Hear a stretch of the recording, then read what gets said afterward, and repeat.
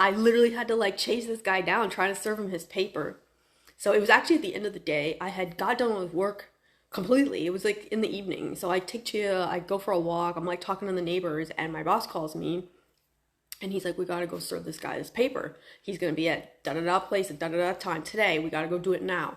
And I was like, oh, okay. So I scramble back home, and he had said wear like discreet clothes because we don't want this guy to know that it's coming. We want to catch him off guard. And I was like, well, okay, I'll just wear black. I wore like head to toe black. And then I show up to the spot, and my boss is wearing like head to toe black. And I'm like, great, we look like the men in black. What had happened was we've been trying to serve this dude for a while. He keeps avoiding service. He's got a court date, been having court dates for like a stalking injunction that some woman is filing or petitioning the courts against him. And the guy's like a loser. He's got a mugshot list as long as my arm. The person who is trying to get this individual served is called the client. The client is the one who hires us. Now the client has an informant, and the informant is working with the individual to be served. They were going to be meeting at the spot to do some kind of business deal. I don't fucking know. Well, the informant contacted the client and told her that. The client, then contacted my boss and told him what the informant said. So that's where we're at. And so we get to the place and we go inside. We case the whole joint. The guy's not in there. So we come back out. We're sitting in the car. My boss contacts the client and trying to get like what vehicles he's gonna be in, like give us more info because he's not in there.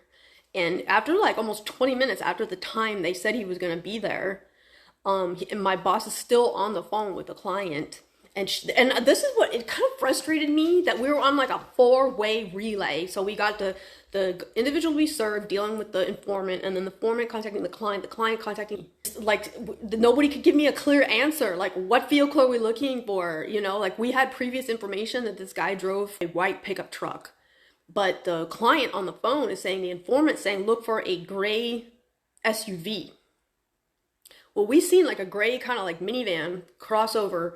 It kind of pulled up into a front spot because we're standing outside this place of business. It pulled up to a closed parking spot, and then all of a sudden it just like whipped it around and started driving behind the building. So we run back to my boss's car. We skirt like around the back like alleyway, and we block this guy in. It was not the guy. It was this poor like Indian couple. Like they were just trying to like go chill. So, and it's like, okay, so it's not a gray SUV or crossover. What is it? And my boss, he's been doing this for a while. He knows. He knew. His gut told him, because he'd seen like a white SUV back into a spot next to a neighboring business. And he's like, hello, what's that backing in? And I was like, well, there's a female driver. We couldn't see the passenger, that there was a passenger.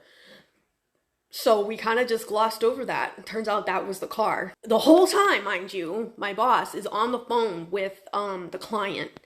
And so he's getting kind of frustrated. I'm getting frustrated. Like, okay, like, can we not just get some clear information? Like, oh God, that was the most frustrating part.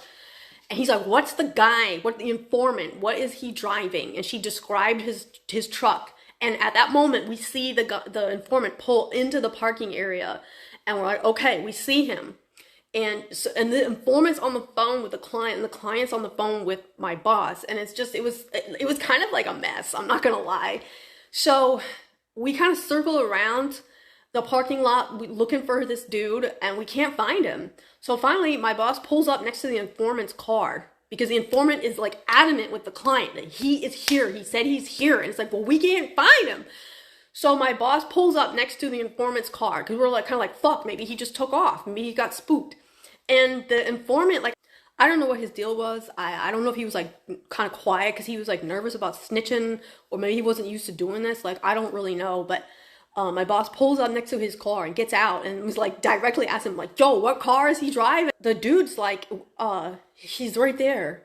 And there's a man standing up at one of the businesses. So we start like speed walking over there. I get the paper out of my pocket because I had it tucked and folded away so he wouldn't see.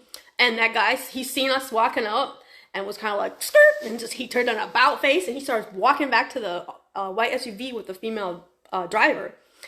And my boss was like, go get him. So I like haul ass, like I'm sprinting. And of course I decided to wear these boots. They're like heavy ass, like leather work boots with like a metal toe. As I'm running up, the guy had been telling the driver, like, go, go, get out of here. Because he's like, as he's like getting in the car, closing the door, I heard him say to her, right now. And I tried to run up and like slam dunk like a basketball, throw that paper in the door. But it didn't make, I didn't want to lose my hand. And the paper like just floated to the ground. And my boss said, just leave it. That counts. That counts as service. He knew he was being served and he avoided service. And now the case can proceed. That was pretty cool. I'm not going to lie. I felt like such a badass.